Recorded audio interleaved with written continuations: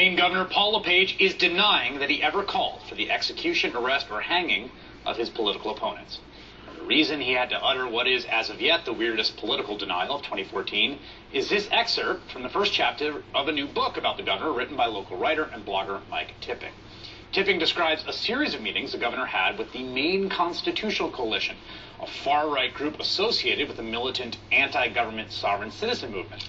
Sovereign citizens call themselves patriots, but the FBI considers them a growing domestic threat. According to Mike Tipping's reporting, LePage, over the objections of his staff, met with the group 8 times in 2013 and heard them out on a number of issues, including, per the participants, the sale of American citizens as chattel to the International Monetary Fund and the Department of Homeland Security's plot to buy up ammunition for a coming war against the populace. One of their top priorities was to get rid of the state's Democratic House Speaker and Senate President, whom the coalition accused of committing treason.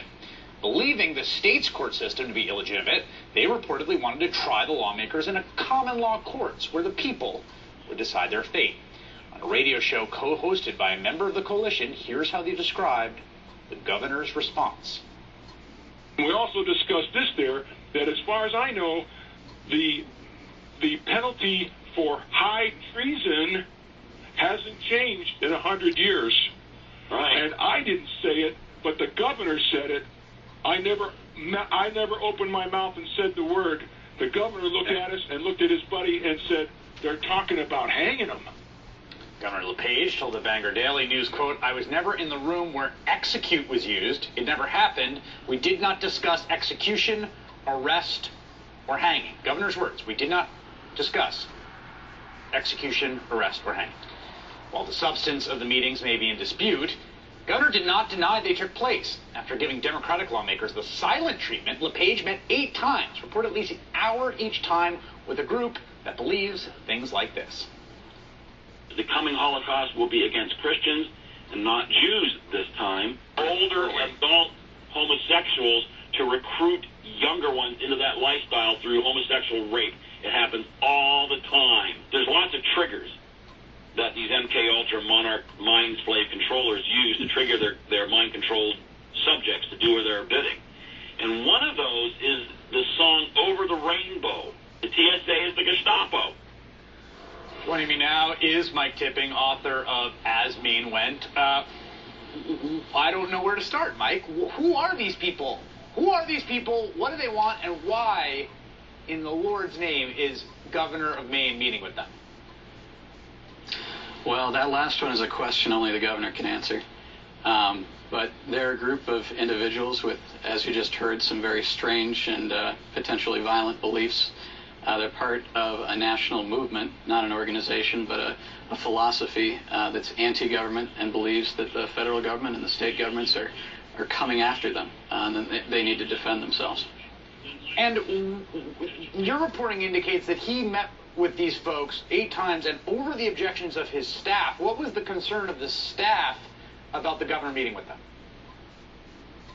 Well, his legal staff eventually wrote a 5-page memo to him saying that the strange legal ideas of the Constitutional Coalition, weren't actually true, didn't have any actual basis in law, and finally got him to stop meeting with them. I imagine the staff was in a tough spot. I can only sympathize with their situation when the governor was trying to meet with these people, and they were trying to pull him back.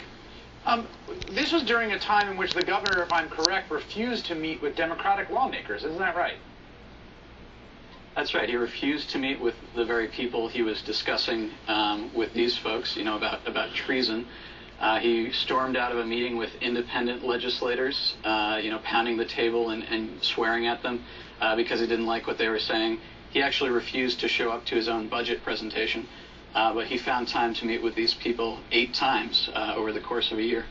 Now, this is a governor who has been called America's craziest governor by Politico. He has developed a reputation for behavior that I think a lot of people find strange. At the last poll, has him only down 4 points against Mike Michaud, who's the Democrat who's running against him. I can never figure out what exactly are Mainers seeing in Mr. LePage. Well, he has a core group of supporters, and obviously this is a three-way race, so that's a significant factor that he only needs a smaller amount to win. But they definitely see him as someone that says it like it is and gets things done, and they often see these kinds of controversies around him as a sign that he is shaking things up in Augusta.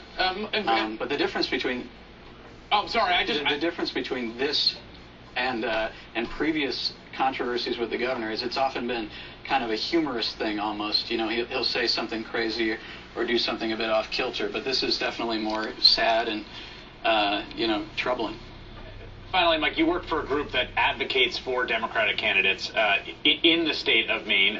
Is this just a partisan attack? I mean, is the reporting stand up on its own?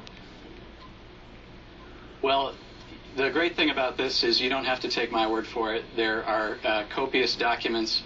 There's audio recordings, obviously, of people describing the meetings in great detail.